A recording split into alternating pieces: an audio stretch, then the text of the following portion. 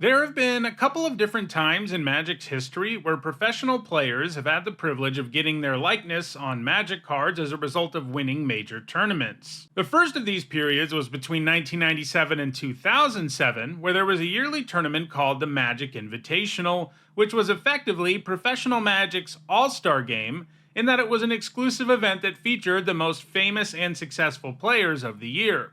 One of the prizes for the winner of this tournament was that they got to help design a Magic card, and that card would bear their likeness. After the Invitational was retired, it would be a long while before the game's best players had any say in what Magic cards would look like, but this practice, or at least something resembling it, was revived in 2018 with that year's World Championship, and every World Champion since then gets their likeness on a Magic card of their choice. These cards are referred to as player spotlight cards. The pro players in this case don't have as much input in the design. Instead, they get to look at already existing card designs, pick one that they like, and then the artist puts that player in the art of the card. In all, there are 16 of these cards, and unsurprisingly, pro players have been pretty darn good at either designing or selecting cards that would end up impacting tournament Magic, because every single one of them has at least one top 8 at a major Magic event, and most of them are far more successful than that. In this video, we'll look at the 10 invitational and player spotlight cards that have left the biggest impact on competitive Magic the Gathering. This video is sponsored by Card Kingdom. Use the links in the description to visit their store.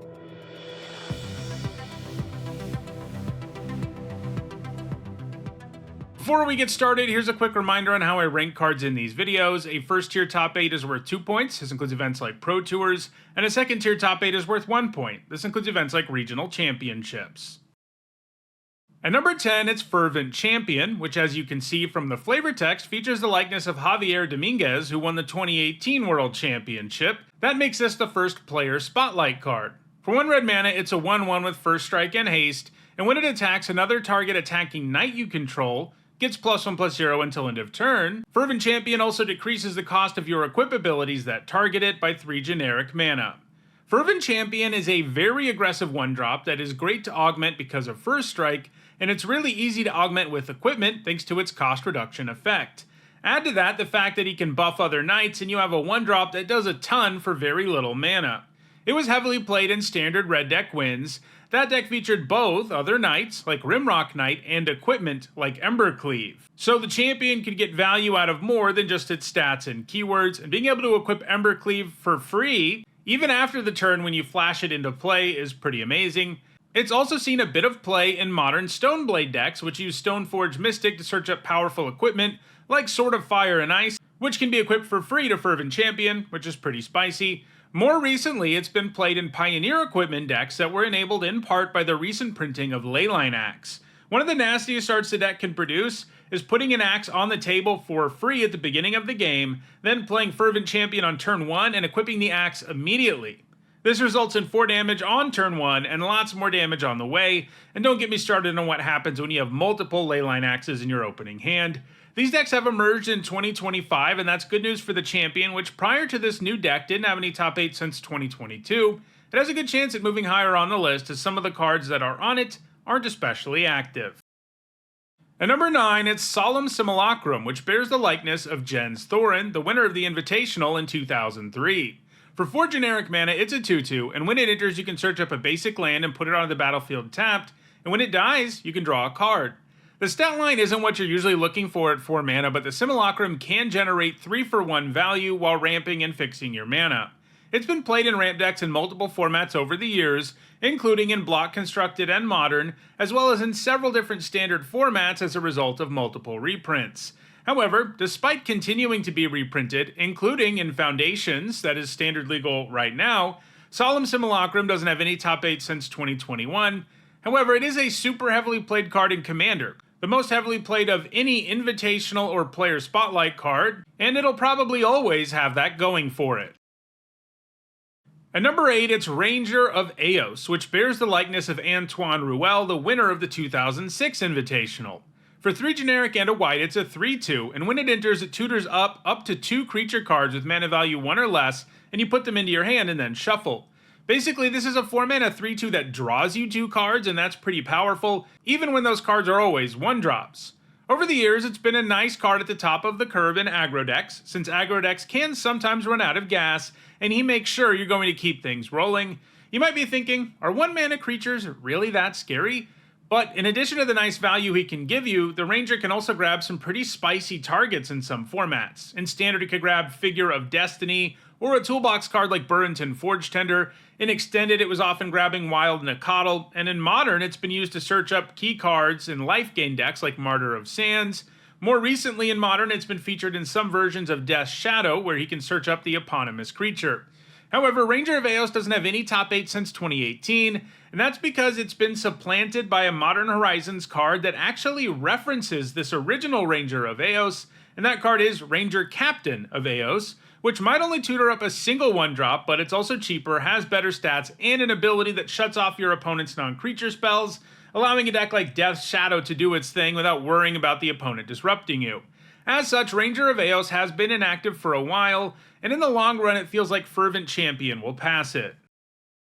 At number 7, it's Elite Spellbinder, which bears the likeness of the 2021 World Champion, Paulo Vitor Damo de Rosa. For 2 generic and a white, it's a 3/1 with flying, and when it enters, you look at target opponent's hand and you exile a non-land card from it. For as long as that card remains exiled, its owner may play it, but it costs 2 generic more to cast. Basically, the Spellbinder gives you a white form of disruption. It doesn't get rid of a card forever all the time, but it does take one away and make your opponent pay a tax, and that's pretty good when you're also adding an aggressive flyer to the table that can pressure them all the more effectively because you probably took away whatever their next play was going to be. This makes it an appealing option in aggressive creature decks where it can take away a powerful removal spell or a wrath effect that might have allowed your opponent to stabilize, and guarantee you can kill them before that ever happens. It's played this role in Standard and Pioneer, and the latter it can be particularly nice with Collected Company because you can get the Spellbinder into play at instant speed, making its disruptive effect all the more effective. It's also seen some play in Legacy, where it has been featured in Death and Taxes decks. These decks lean extra hard into creatures that are simultaneously aggressive and disruptive, and the Spellfinder is a perfect fit for obvious reasons. One of the hallmarks of these decks is Aether Vial, which, like Collected Company, can allow you to put the Spellbinder into play at instant speed. Right now, the Spellbinder is still seeing regular play in Pioneer, and it's likely to add to its score in the future. However, everything ahead of it on this list is just as active as it is, if not more so it's going to be tough to get much higher. At number 6, it's Faerie Mastermind, which bears the likeness of Yuta Takahashi, who won the 2022 World Championship. For 1 generic and a blue, it's a 2/1 flyer with flash. Whenever an opponent draws their second card each turn, you draw a card. You can also pay 3 generic and a blue to have each player draw a card. Obviously, if you use that activated ability on your opponent's turn, you'll end up drawing 2 cards while they only get 1, since you'll be making them draw their second card, triggering the Mastermind's other ability.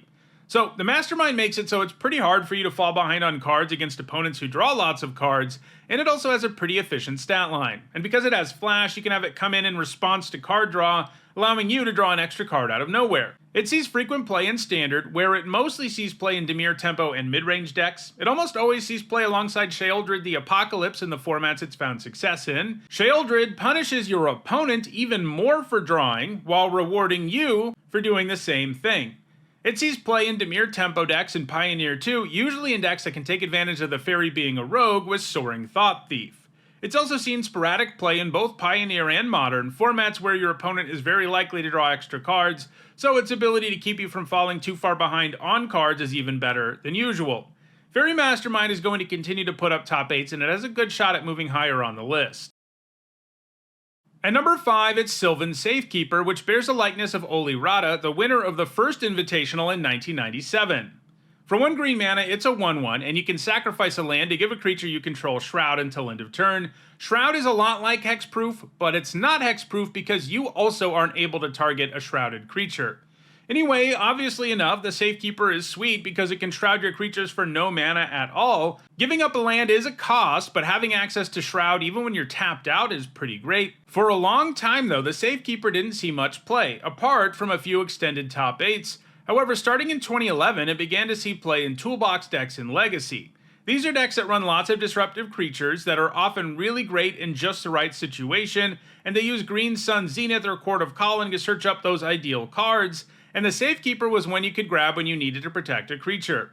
In addition to seeing main deck play in that kind of deck, the Safekeeper is also played in the sideboard of Dark Depths decks in Legacy, which look to cheat a 2020 into play in the extreme early game. The Safekeeper is sided in against opponents who have lots of interaction to make that less of an issue. The Safekeeper has also enjoyed a significant renaissance in the recent past as a result of the release of Modern Horizons 3. Not only did it get a reprint in the set making it legal in Modern for the first time, the set also featured the incredibly broken Nadu Winged Wisdom, which spawned decks in both Modern and Legacy that were all about making tokens and constantly targeting your creatures to get Nadu's trigger. Ultimately, this usually would let you draw your entire library, and the Safekeeper is not only a good way to protect Nadu, but a good way to get Nadu's trigger for no mana when you have to. Nadu got banned in Modern as a result of how powerful this was, although the Safekeeper and Nadu are still doing their thing in Legacy right now. The Safekeeper also continues to see play in Modern Toolbox decks, so it's likely to continue to put up top 8s in the future. Now that I've talked about Sylvan Safekeeper, the card designed by the winner of the very first Magic Invitational, I want to invite you to subscribe to this channel. You won't get to design a card if you do, but you will help me reach 100,000 subscribers, which I'm hoping to reach later this year. I put out lots of Magic content every week, and it's free to subscribe, so you won't regret it. At number 4, it's Gemstone Caverns. It's a legendary land, and if it's in your opening hand and you're not playing first, you can begin the game with it on the battlefield with a luck counter on it. If you do, you exile a card from your hand. It taps for colorless, but if it has a luck counter on it, it taps for mana of any color. Okay, this one's a little weird because it doesn't actually bear the likeness of an Invitational winner. In fact, there are no figures in this art at all, just, well, a Gemstone Cavern. However, this is a card designed by a player. In this case, Tsuyoshi Fujita. During the 2005 Invitational, Wizards of the Coast ran a poll showing all the designs players had submitted, and Fujita's won the poll. So Wizards of the Coast ultimately decided to make his card, even though he didn't win the Invitational. It's kind of funny that the winner of the Invitational that year, Terry So, designed Rakdos Augur Mage, which ultimately ended up being the least successful of all of the Player Spotlight or Invitational cards, with only a single second tier top 8, while Gemstone Caverns has turned out to be great. This is because it has an amazing effect since you can potentially start the game with a free land in play, really accelerating your mana, even if you do have to give up a card, and it only works when you're going second. It even means you have an untapped land that you can tap for mana of any color during your opponent's first turn, which is pretty great. It's put up top 8s in multiple formats, most of them in combo decks that are more than willing to deal with this card's limitations if it means they can combo off a full turn earlier. This has been especially true in Modern, the format where it's been the most successful, where it's helped power Cascade and Storm decks over the years. In Legacy and Vintage, the Cavern sees play in more prison-oriented decks like Dragon Stompy, which like running the Caverns so that they can get their Blood Moons and Trinispheres into play a full turn earlier. Gemstone Caverns is still putting up top 8s in multiple formats, and that's not going to change anytime soon. At number 3, it's Meddling Mage, which bears the likeness of the 2000 Invitational winner, Chris Pakula. For a white and a blue, it's a 2/2, and when it enters, you choose a non-land card name, and spells with that name can't be cast. It's pretty sweet to add a solid body to the board while also shutting down a key card your opponent might have, and that's allowed Meddling Mage to be very successful over the years. It's a pretty classic hate bear, that is a 2-mana 2/2 with a disruptive effect. It's a card that really rewards you for having lots of knowledge about your particular metagame, because if you don't, it can be hard to name a card based on the limited information you might have on turn 2, especially in game 1, but when you can name the right card, you get rewarded in a very big way. It's been played in every format it's been legal in, and it has received multiple reprints, giving it legality in lots of different formats. It's particularly successful in both Modern and Legacy, and it's so efficient and disruptive that it's hard to imagine that it won't keep adding to its score in the future. At number 2, it's Dark Confidant, which bears the likeness of the 2004 Invitational winner, Bob Maher.